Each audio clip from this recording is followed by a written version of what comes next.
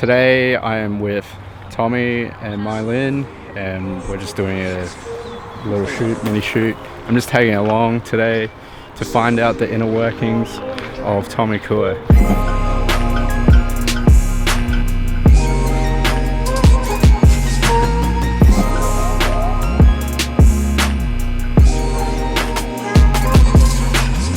What's cracking, boys and girls? I'm Mellow K, back with another photography related video. Now, for those who have been reading my Instagram captions would know that I've actually been in a bit of a creative rut myself lately. Oh, boo-hoo! Let me play a sad song for you on the world's smallest violin. I know, it's super cliche, those two words, creative rut, but it happens to the best of us. I guess I was always trying to outdo myself with each new post, and mentally that was just super draining. I used to spend an entire month perfecting one aspect of my editing, but I was neglecting the shooting part of it all. That mindset changed when I decided to capture BTS footage for my mate Tommy on his photo shoot. I found it interesting in his approach to portraits. There were definitely some commonalities with how I shoot my portraits, but there were also some slight differences. I think this video is for beginners who want to get some basic tips on how to take portraits.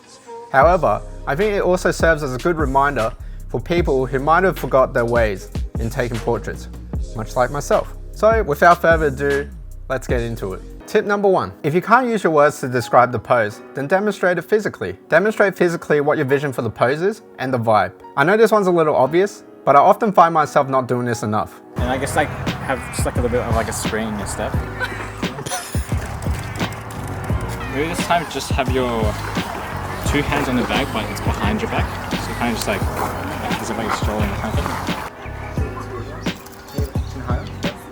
thing. Tip number 2. How annoying is it when you get a random walking past behind your shot when you're trying to frame the model?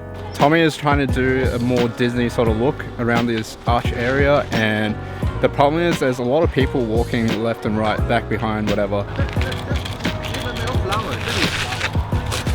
Nice. Oh, they're hugging, that's so cute. Yeah, I'm gonna take him out. Now what Tommy does is he usually positions himself and the model to block him out behind the model.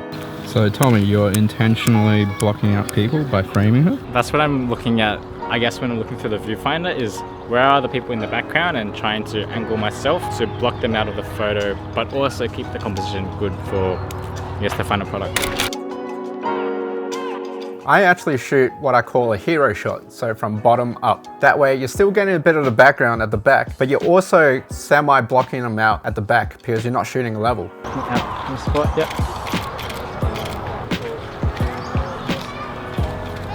Tip number 3. Be more intentional with your shot. Have a specific purpose for the particular shot you're about to take. Think about stuff like the environment, how it should be like, what the model is physically touching, or even emotionally feeling so that they can express it on their face. I've got the framing, now I just need to think of the action. So Marlene, I might get you to stay there. Maybe in the beginning, for now, just stand still for, let's say, 20 seconds. And what I'll get you to do is just looking, not at the camera, but like down the path. Can you face 45 degrees this way? Trees? Yeah. You can like move your head or whatever, just like look at the trees around you. Yeah. You're kind of just like enjoying the warmth of the sun, and I just want you to hold that position. Yeah. Tilt your head more towards your left ear. Yeah, awesome. Hold that, great. Just hold that pose. So tips for new photographers, I think start out using a telephoto lens, because that way you get a bit more intentional with what kind of subject you're following or tracking in your photos. And then once you get more comfortable with that and you're getting better photos and better compositions, then I recommend moving on to your 35s or your 24s or your wider lenses, and that way you can get a different variety of photos. Tip number 4. Look through the viewfinder to get a different perspective of your surroundings. Sometimes the bokeh isn't immediately obvious to the naked eye, or how a wide angle shot could look.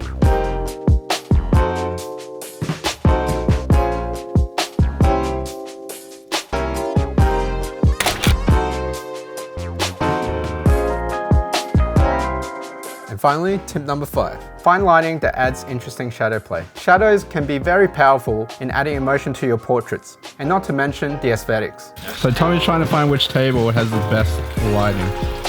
Some of them, the shadows are a bit too harsh, some of them not enough shadows, for example, like this table. Sometimes you just gotta experiment.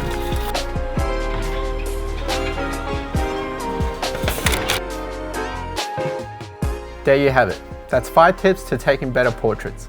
Obviously, there's a lot more to look out for when taking portraits, but these are just a few to get you started until you master them and it becomes second nature to you. If you like the video, don't forget to hit the thumbs up button. Every like helps the video reach out to more people who might find this video useful. If you would like to see more, don't forget to hit the subscribe button and smash that bell button for notifications so that you don't miss a video. If you're not already following me on Instagram, it is @_mellow.k. That is where I post most of my work. Until next time, peace out and stay mellow.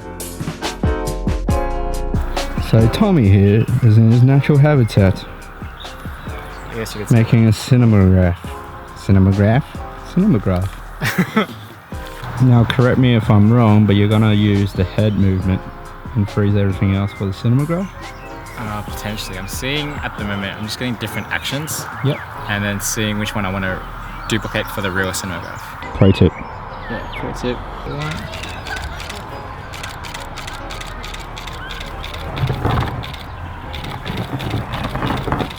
Cool. So Kenny, can I get you slapping one of these ones up there? Slapping. Actually, can I get you shake this one? Okay. Shake it like a tail feather. But an old school guy. That's a nice way of putting it. Can you get arms above That's a your head? very kind way to put it. Yeah. Kenny, ready? Yep. 3, 2,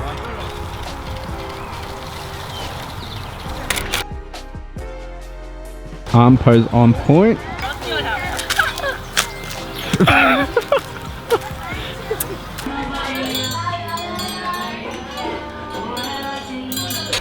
Some quick triggers here. 3, 2, 1.